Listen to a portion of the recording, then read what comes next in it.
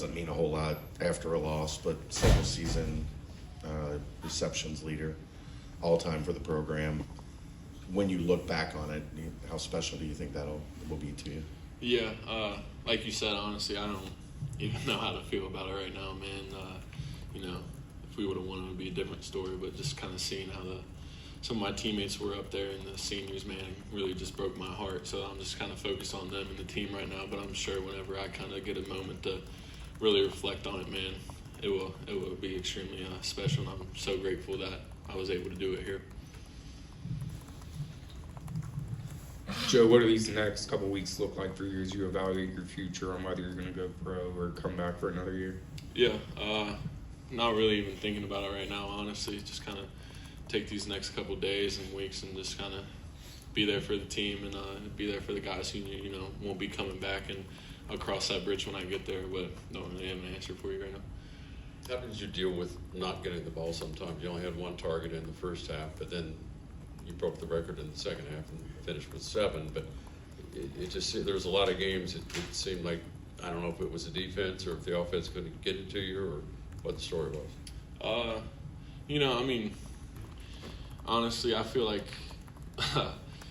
fans and other people were more mad than I was that maybe I wasn't getting the ball. It's a team sport. It's not all about me. If I was going to break the record, it was going to happen, God willing, everything, and it did. But I'm just trying to do what's best for the team, and if they think we got to run the ball and I got to block more, then I'll do it. Or if they're going to throw the ball to other guys in routes, man, I'm all good, man. I just want to win. That's what I came to this university to do. We kind of talked about the whole season, just this being your first year as a full-time tight end. What was your biggest lesson being that TE1 for a big-time university? Just trying to get better each week. You play a couple games, you think you might have it figured out, but just things that happen throughout the season where you got to get better at them. And there's things that I need to get better at and that I still need to get better at. So just that, and just really just taking care of my body. I've never had this workload before, so just being able to be out there every day for the Bearcats, man, that was my main goal, and just to try to help us win as many games as I can, man. So that's what it was. What do you think was the biggest reason you were able to get so many targets, get open so often this season? Was it your technique? Was it just the timing of the routes and the patterns throughout the season? It's coaching. They from practice and stuff. You got to put good stuff on film, so they trust you to try to get you the ball. And that was kind of my thing.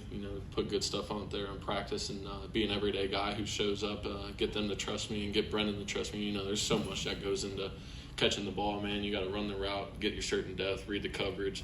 O-line's got to hold up. Brendan's got to throw a good ball, man. So really just shout out to everyone. It's not just me catching the ball.